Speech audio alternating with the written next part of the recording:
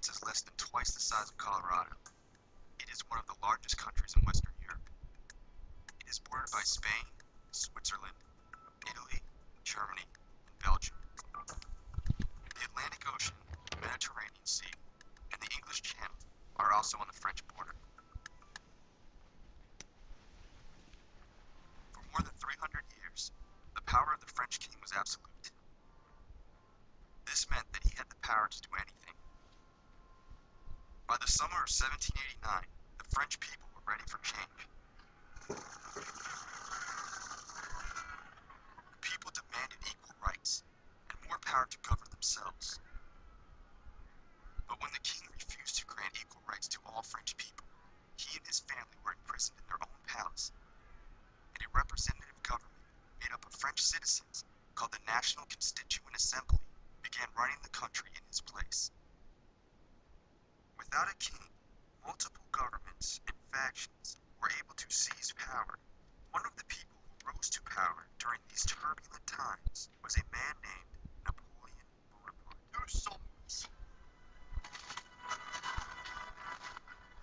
Napoleon fought many battles for the new French government and was able to add more than 23,813 square kilometers to French territory in only 1 year.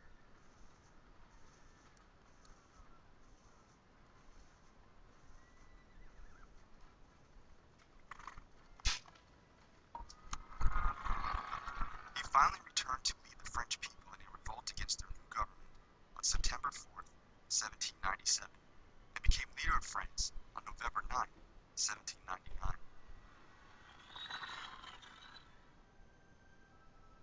As leader, Napoleon kept Paris the center of France's government. He also created the Bank of France and the Napoleonic Code, the first modern set of laws in France made without a king. Napoleon wanted to rule all of Europe and beyond. His first step was to make himself Emperor of France on December 2nd, 1804. Next, he would lead an army of 600,000 soldiers into Eastern Europe and destroy anyone who stood in his way.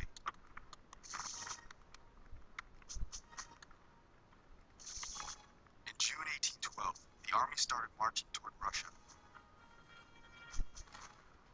The French emperor planned to add Russia to his empire. But the winter months were harsh in Russia, and the Russians set fire to Moscow, Russia's capital, so that Napoleon would have nothing to conquer. With no protection from the cold, and nothing for the soldiers to eat, Napoleon's troops were forced to retreat back to France. The distance from Moscow to France was so great that only 10,000 out of Napoleon's 600,000 soldiers survived. The survivors had become so weak that they could not defend France from its powerful enemies.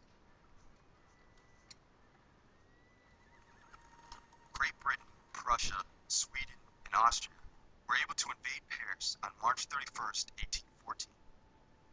The leaders of these countries forced Napoleon to give up the French throne. They sent him to the tiny island of Elba in the Mediterranean Sea forever.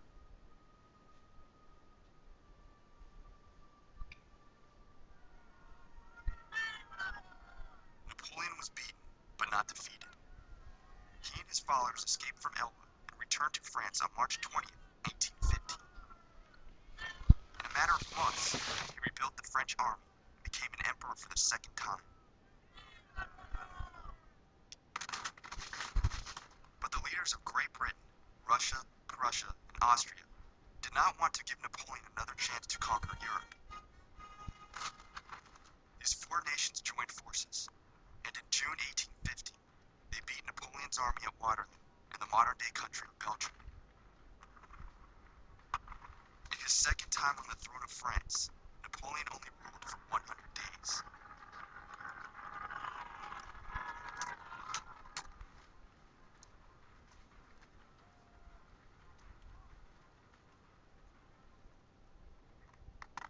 On June 22nd, 1815, the Allies forced Napoleon to give up the French throne for good and sent him to the island of St. Helena in the South Atlantic Ocean for the rest of his life.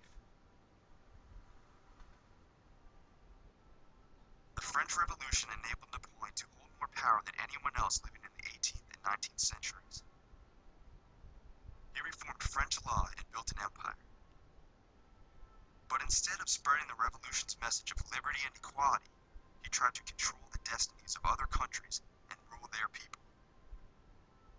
For that, his life ended in exile. Alright, the next countries on your map, if you haven't gotten them yet, Belgium, Netherlands, and Luxembourg are called the Benelux countries. All they did was take the first letters of each of their names. It's very easy to remember. Brussels is the capital of Belgium. If I can get my mouse to show up. I know it shows up on the screen, but there's that. Amsterdam is the capital of the Netherlands, and Luxembourg, really creatively, is the capital of Luxembourg, and it's teeny tiny. One thing, and we probably won't watch a video about it today, Netherlands, also known as the Holland, has done a really good job of creating land for themselves. It's one of the things Europe is kind of famous for. Let's see how we can get more land. More often than not, it was just by invading other people and saying, hey, we'll take your land. We don't have our own. Holland was very creative in terms of they drained the land that was just right underneath sea level and then built a series of dikes to keep the water from coming back in, and they've used land that way. Their problem is they have a lot of harsh winds and storms. When you see the instances next time, you'll kind of understand. Hey, you saw the video earlier about Amsterdam's canals. Okay. How have the Netherlands been able to create more land for your country? This is in your notes. Okay. They built walls, like turbines and dikes that you saw in the picture, to keep the sea at bay.